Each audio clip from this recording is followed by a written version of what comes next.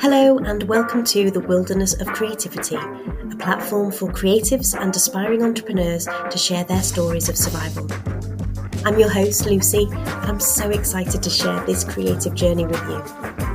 Working full-time and raising a small human has caused me to lose track and wander off-piste on several occasions, but I followed the signs and here we are, surviving the wild and feeling more connected and inspired than ever before.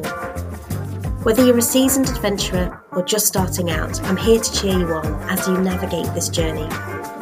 Together, we will uncover practical tips and strategies for cultivating creativity, explore different ways of prioritising our creative energy when there are people to please and deadlines to meet. And we'll also discuss how we can foster a mindset that inspires connection, innovation and play in our daily lives.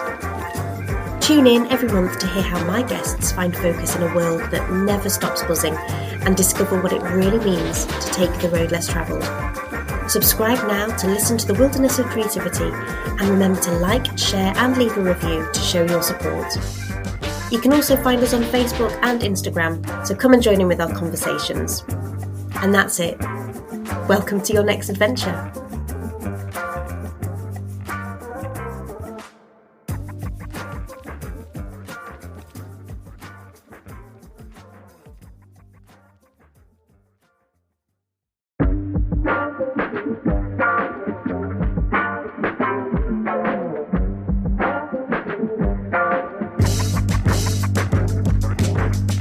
Hello and welcome to another episode of The Wilderness of Creativity.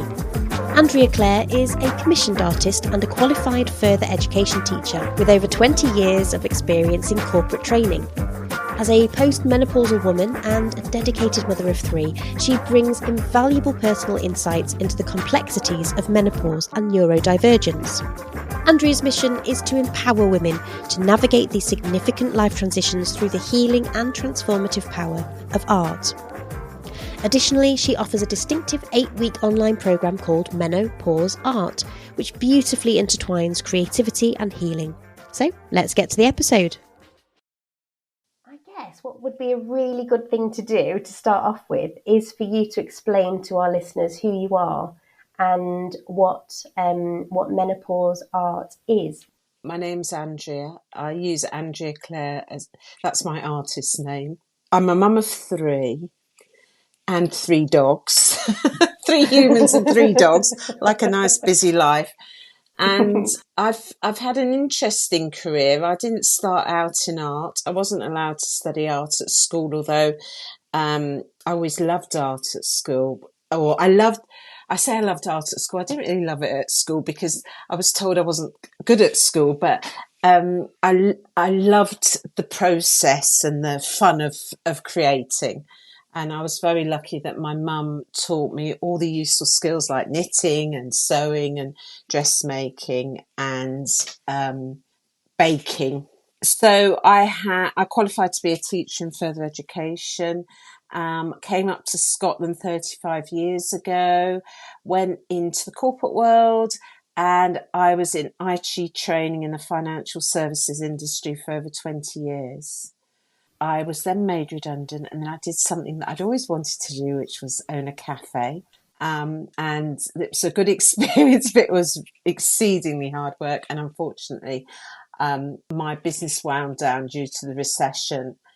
And unbeknownst to me, I was in the middle or I was starting the perimenopause because I had a really tough, I suppose it probably lasted 10 years. And in that time, I was involved with my first ever public art trail. I think they've had them in Nottingham, actually, where they have sculptures. And we had a trail in my local town, and it was full-size Clydesdale horses. And I submitted a design, never thinking it would be picked. And it was. Amazing. So excited. Had no idea what sort of paint to use. I didn't have brushes. I was complete novice. Love that. But when I was in that art, we used an empty shop unit to paint the statues. And when I was in that room, it was just amazing. I just was in the zone. I was just loving it. But I didn't realise at that point why I was enjoying it so much and why it was so good for me.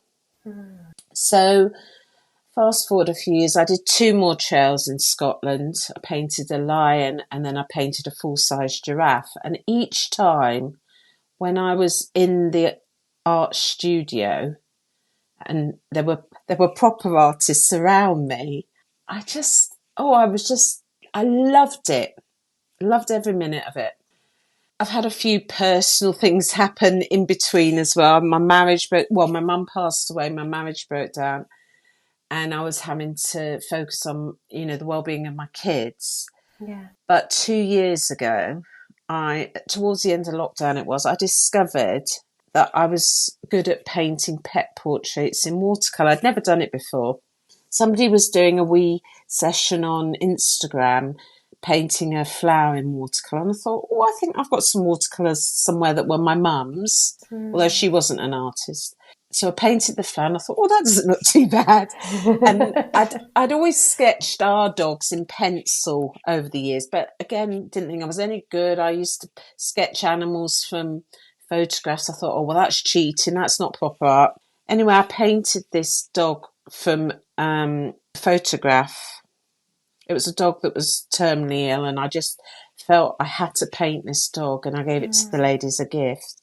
That was how it all began, really, for me, was the pet portraits. About the same time as well, I watched the first Davina McCall documentary about the menopause. Yeah.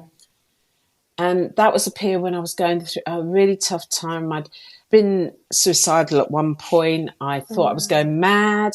I thought I had early onset dementia. I thought I was bipolar. I mean, I'm not a hypochondriac, but I just couldn't understand what was going on with me. I just didn't feel like me. Anyway, I watched that documentary and it was like, oh my goodness, now I understand. And I'd been to my GP, who was a female GP, and there'd been no mention of perimenopause, menopause. She just said, you're depressed, and gave me medication. Do you mind, Andrea, if I ask you how old you were when that happened? I would say it was probably 10 years ago. Yeah, maybe a little bit more than that, actually. So just coming towards the end of your 40s. Yeah, I mean, every woman is different. Some women, can even experience it in their 30s. And sorry, let me go back. 25% of women will have little or no symptoms. 25% will have severe symptoms. And then there's 50% in the middle who will have a small number of symptoms. I think I was in the top 25 because I'm very competitive, so I had to be in that worst. But unfortunately, the medical profession don't get a huge amount of training on the menopause. I think it's improving. It's very patchy, the coverage in the UK. Sometimes you'll find there'll be a specialist clinic near you. Other places, there's nothing. So, so it all sort of started slotting into place. I thought, I've got brain fog. I've got mood swings. 1 minute I'd be all happy, and the next minute I'd be down in the depths. Yeah. Raging temper, which that was like an out-of-body experience. You'd know what you'd done was wrong, the way you'd reacted. And it wasn't you, but it happened. When you get that rage, it is just, as you say, like an out-of-body experience. It's so alien, isn't it? It feels so alien. You feel so guilty afterwards. I had really bad anxiety, unbeknownst to me. I found that there's a particular bridge that I've been over numerous times before when I've been coming back from Glasgow Airport. And I was finding that I was having to creep over it at 10 miles an hour. I was so anxious going over that bridge. I'm fine with that bridge now, but I was experiencing itchy skin, obviously hot flushes, which, kind of everybody knows about hot flushes. And then I was also having really bad flooding with my periods. the first time in my life my periods were regular, which is quite unusual. It's normally the reverse. I was getting this, so I was worried about going out in case I had an accident. I was talking to somebody else about this the other day, and she says, "Yeah, I never wore white jeans." I said, "Yeah, I know that feeling. I was in dark jeans. It didn't matter what time of year it was." So yeah, that was another thing. And then the other thing, which again nothing was ever mentioned, was when I went for my cervical smear test. It was excruciatingly painful. Anyway, I now know that's vaginal atrophy because our skin dries out all over our body. So I've got that all under control, all under control now. And the last time I went, it was like, I thought, has she actually done anything? Because there was no pain. Is it in yet? So yeah, it's, looking back at all these things, I think, oh my goodness, that's what was going on. So I wanted to pursue a career in art. 2 years ago, I decided, right, art, I want to do it, but it can be quite difficult to have a regular income from art. And I do quite a number of pet portraits. I don't charge a huge amount for my pet portraits because I just love creating them, and I love the joy it brings people when they receive them. And then I thought, again, it was the end of lockdown. I have all these great ideas. At the end of lockdown, I thought I could go onto TikTok and start talking about the menopause.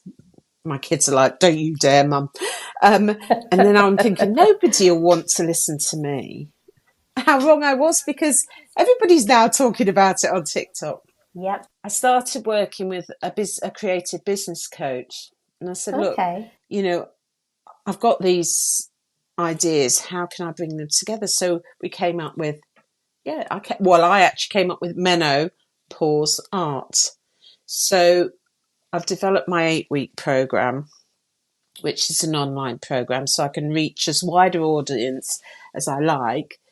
And during that program, we learn about art, and we learn about mandalas, we learn about colour, and we create 2 pieces of art together. Do you do it on one-to-one, or is it a group? It's a group because it's online. I'm doing it with a group. It's a small group, manageable numbers. But I suppose when you're actually going through that process, you're talking about things as well. So if there was lots of people in the group, I mean, I get the sense that you want that intimacy, don't you? Yeah, you want intimacy. You want people to feel safe. I mean, I've got a Facebook group called the MenoPAUSE Artists. It's a nice, catchy title. The MenoPAUSE Artists helping women understand and navigate their menopause. Yeah. It's all about community and supporting each other, because I'm very open about the menopause now, because I think, well, it's out there in the media. Everybody's talking about it. And see, if you talk to somebody else and you compare notes and you have a bit of a laugh about the things you've forgotten, it's so cathartic. It's almost like therapy. Going through that creative process, choosing colours and, looking at what you're creating. And when you're doing it with somebody online like yourself, you don't feel so isolated, So it's so important. I mean, it's interesting. I just want to go back a little bit to what you were saying before about that you didn't feel encouraged to take art or pursue that as an option at school. There has been a huge drop in children taking creative subjects now because they feel that there is very little point in studying dance, drama, music, DT, art, because the narrative around the art subject is that, well, it won't make you any money. Yeah. You can't build a career out of it. When I was at school, the career path, if you took art, was very restricted compared to how it is now. I mean, if I was at school now, I'd probably go into graphic design. The thing about art is it is a release from academia. So for me, it would have helped me. I would be taking time out to do art rather than having another tough subject. I mean, I had to do chemistry, and I had no Scooby about chemistry. I didn't enjoy it. Whereas I could have been in an art class. Yes, I might not have got an A, or I might not have even passed the exam, but at least I would have been practicing mindfulness, and it would have been good for my mental health. I mean, in those days, we didn't talk about mental health either. So it's quite shocking that in this day and age, when we're talking about mental health, the importance of mindfulness, the well-being of children, how they're feeling under pressure, that they're being discouraged from doing the arts. I mean, and what entertains us?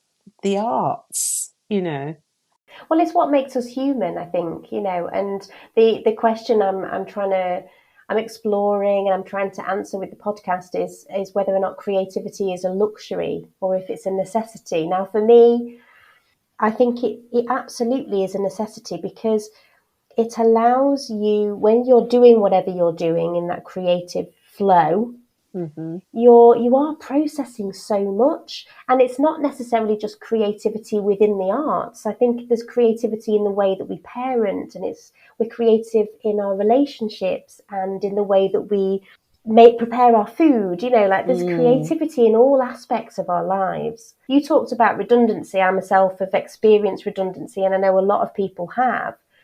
When you were made redundant, did you find yourself leaning into your art more, or did you kind of need to step away from it? Well, at that point, that was before I painted my first horse. Painting the horse was kind of the turning point for me. So that was actually 3 years after I'd been made redundant. But I suppose my creative outlet then was in the cafe. So I used to bake hundreds of scones each week, Yes, and exactly. designing the menus. So that was a creative outlet for me. But the thing that I've always done, and now I understand why I do it, and I'll explain why I do it in a minute, is when I used to sit in important meetings at work, because I was in some quite business critical project groups, I was always sitting doodling. I do a lot of line art. So I'd be doodling away in my notebook, and I'm sure people were thinking, is she actually listening to me? But that's the way I process information, and I focus, because I would be doodling, I'd be listening, but I'd be formulating my answer and formulating my thoughts. I'm sure other people do that as well. I know that I do that because I've got ADHD, and I only discovered that 2 years ago as well. It helps me concentrate and not fidget.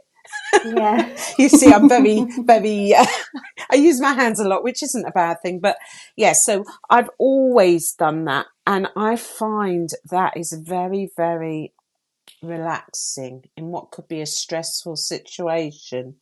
So yeah, and if I'm in here, I know obviously I've got the luxury of an art shed. I'm an artist, but if I come in here and I do a doodle, I still feel the same benefit that other people would feel, because it's like you shut out all the noise. Yeah. And like I draw mandalas by hand. So I have to concentrate so I don't mess them up. And when I'm doing that, it's just, you're in another world. And that's why I give women the opportunity to take time out for the menopause and just do something relaxing and enjoyable and fun while they're with other people who, they can compare experiences. I do another exercise, it's called Colour the Menopause. When I explain, it seems quite simplistic, but I get, basically, rather than journaling, I get people to use colour to express how they feel about the menopause or their menopause symptoms. And I've had women say, oh, I hate colouring in, because I get them to colour in a mandala. And I tell them, it doesn't matter if you go over the lines. It hasn't got to be perfect. It's your mandala. And I've had women say, oh, I hate colouring in. And afterwards they say, gosh, that was amazing. Just acknowledging that that's the way you feel. In a way, it's almost like you're parking that emotion by acknowledging it. Art is so good for people. I mean, if you think your wee boy at nursery, when they, they do finger painting and everything, we used to love all of that. And the same at primary school, I mean, most of the things that I used to create were appalling, but you take them home, your parents are so proud, and it's just so magical.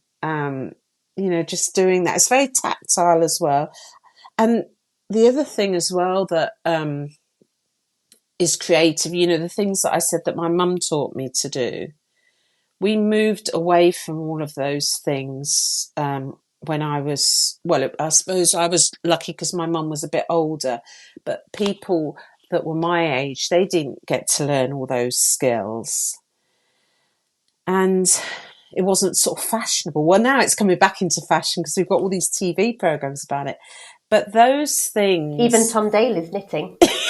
I know, so it must be all right, eh? But those things, as well as, that sense of achievement and the mindfulness aspect of it, is also so useful to be able to do these things. Yeah, absolutely. I say mindfulness. I was using my sewing machine the other day trying to alter something for a friend, and the tension kept going off. And oh my goodness, I didn't feel very relaxed. It has to be said, but we got there in the end. It's those quieter hobbies that allow you just to connect to yourself. You've mentioned it already. This busyness that women experience. Things have shifted quite a lot now. I mean, my other half, is very domesticated, so he does a lot of stuff around the house. But I think that mental load that we experience, on top of then worrying about brain fog and forgetting things, and it does erode your confidence quite a lot. Definitely. And so I think it's so important to recognize when we need to step back, just let those thoughts that we have just settle. And I think like with what you're doing, that process of moving the hand, of colouring in, of just focusing on that one thing, it really is beneficial. I truly believe that people come into your life for a reason, and a woman was promoting a free 5-day learning on ADHD, an American lady actually. And my daughter, my middle child, has got autism and ADHD. So I'm quite knowledgeable about neurodivergence. My friend, she said to me, I think I've got ADHD. And then I started thinking, I wonder actually if I might have it. So I did these 5 days, and it all kind of slotted into place. I thought, oh, that explains so many things for me about struggles that I've had in. I used to be really good in class and doing homework and assignments, but I found it really hard to revise for exams, and I passed my exams, but I never got the grade that was expected. I had difficulty with social situations, friendship groups. And it just explained an awful lot of the challenges that I've had. That, for instance, after I've done this podcast, I will be exhausted. And I used to be like that in the corporate world. I'd do training courses and I'd be absolutely exhausted afterwards. I didn't want to talk to anybody. I can have hyper focus on something that I'm really interested in, like my art, but then other things, like bills and admin. Oh my! I mean, I'm very good at admin, but oh my goodness, I really have to, whip myself up, get some enthusiasm for that. But there's a lot more information, I think, and understanding about neurodivergence and In fact, we've just had a training on it at school. It was interesting, actually. It's probably the first CPD session that I've had in a school, and I've been a teacher for 12 years. But it was the first time that I heard the two words creative flow spoken about. And my ears pricked up at that point because I also doodle. And I thought, oh, creative flow.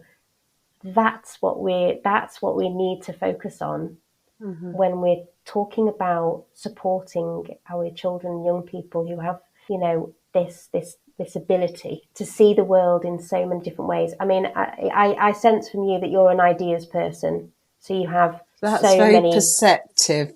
Many ideas ping-ponging all over the place. Yeah. And I also suspect as well, because you mentioned something earlier about you're very instinctive. So if you get an idea, you don't wait on it, you're spontaneous, you'll act on it straight away.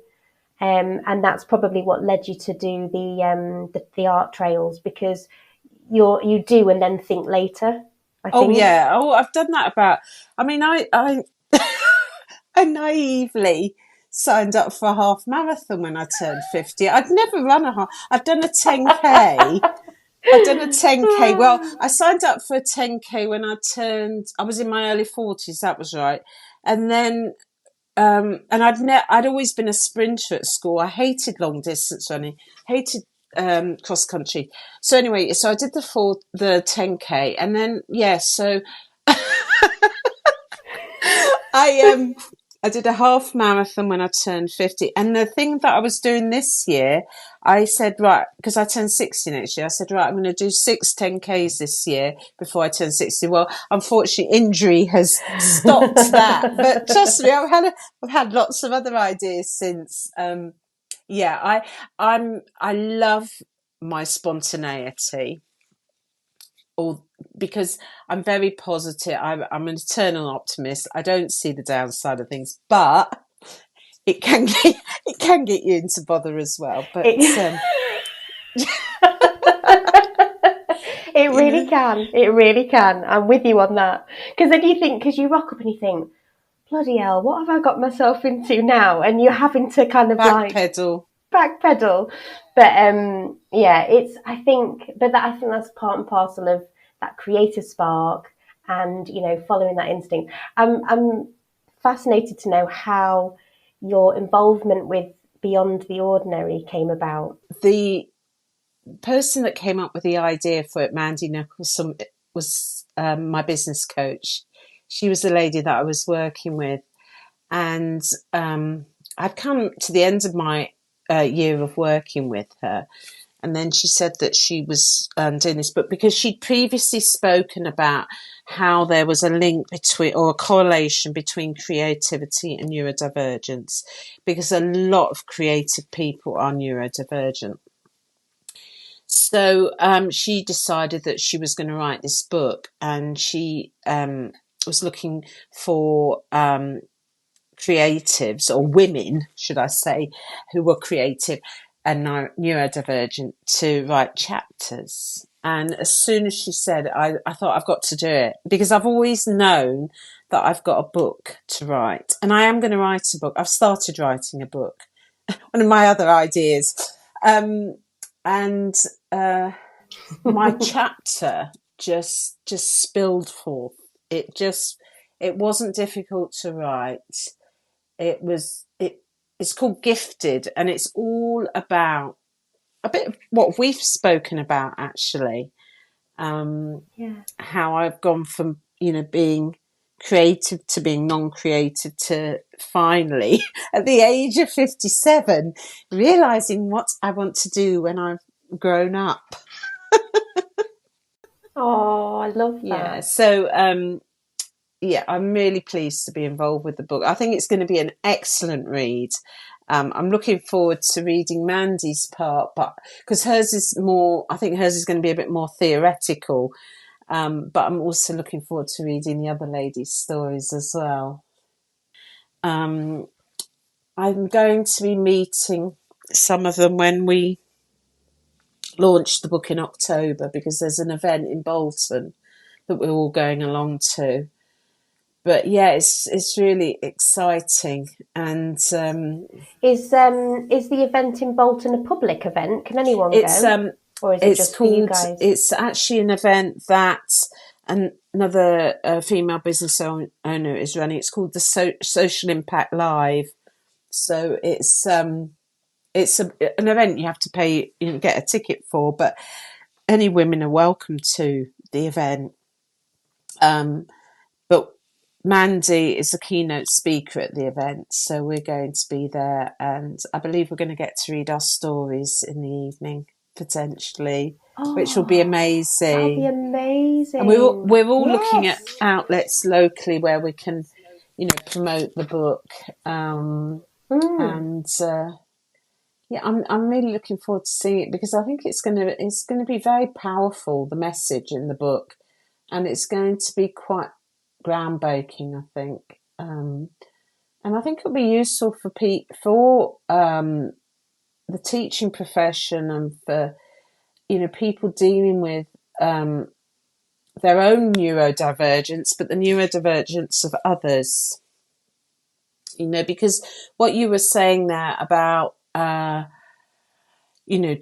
way you teach people that are neurodivergent. I know certainly for my daughter, if you give her a list of things to do, she's like completely lost.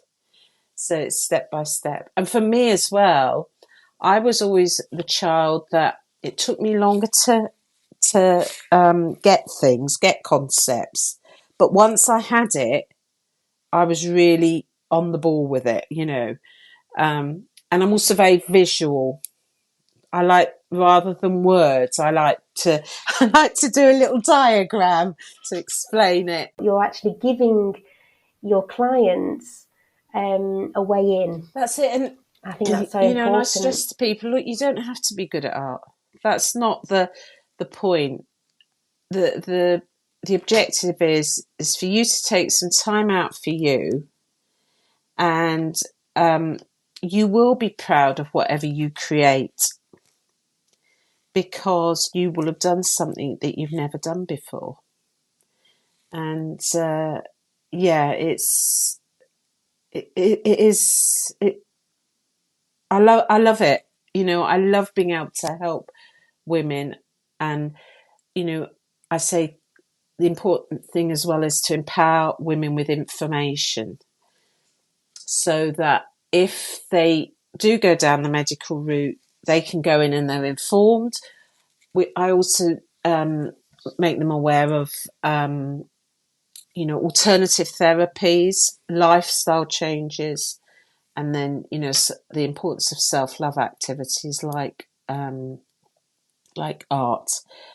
What's kind of on the horizon? Where do you hope to take menopause arts? Ultimately, it's something that I could even franchise, because of the way that I've structured the course, because, I've got so many years experience in course development. I'm developing it so it could be a standalone program as well. So if somebody didn't want to interact or didn't have the time to do that, they could actually work at their own pace. And just, I'm in the process of videoing all the tutorials. What else? I mean, I've got I've got loads of ideas. I've actually got a weekend event coming up, which it's the World Menopause Day on the 18th of October, which is a Friday. It's an annual event. So I'm doing a weekend event. It's not the full weekend, but I'm doing 3 art tutorials over the weekend, and we're going to create a piece of art together. And then I'm going to have experts coming in talking about what they can do to help women with the menopause. And I'm also going to interview some ladies who are going through the menopause. Brilliant. Yes. That's incredible. So that's a new thing that I'm doing, because I just want to give people the opportunity to have that snapshot of the longer program, And I also want to do more face-to-face, because I love getting in the room with people and feeling that energy. I mean, it's ironic saying feeling the energy of knackered, excuse my French, menopausal women, because normally you have no energy.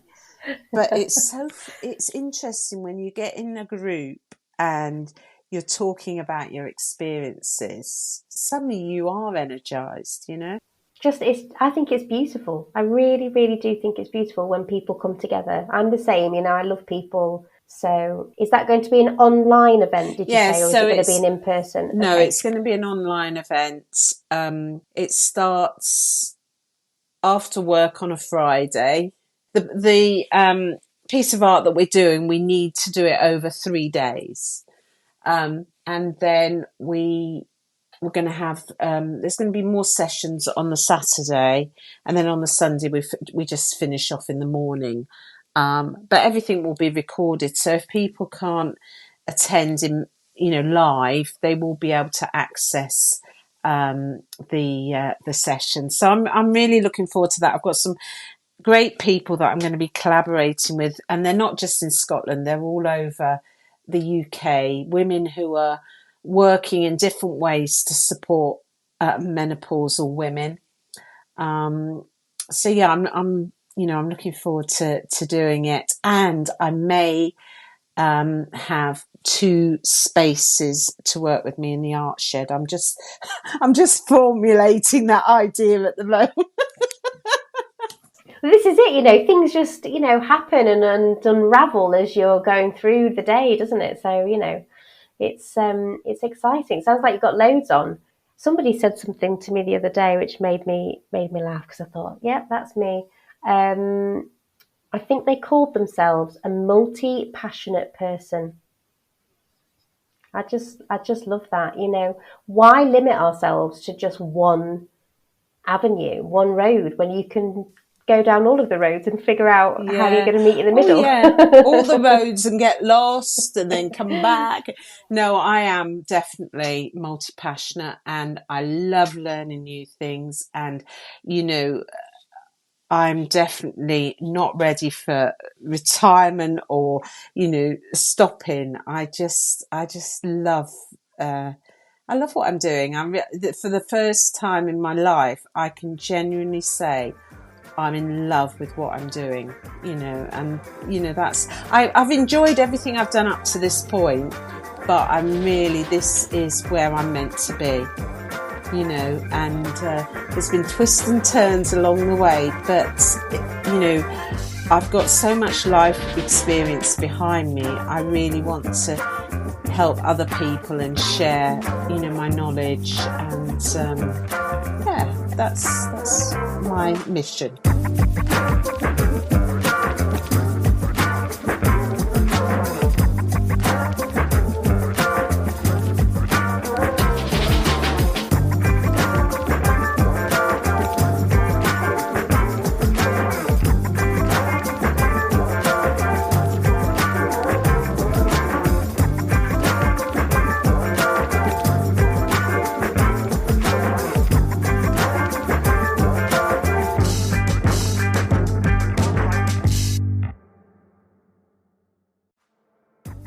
Hi, I'm Mandy Nicholson, and I'm the Creative Genius Consultant, an artist, an author, and a creative retreat owner. And I have brought together 30 amazing creative and neurodiverse women to co-author a fantastic book called Beyond the Ordinary.